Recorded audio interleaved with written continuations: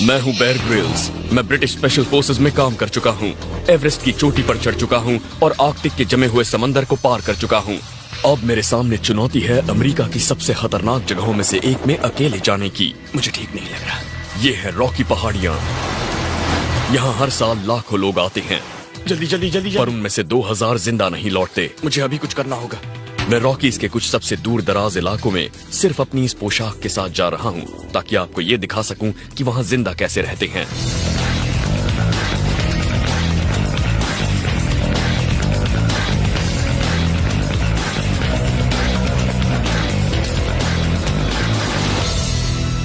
man versus wild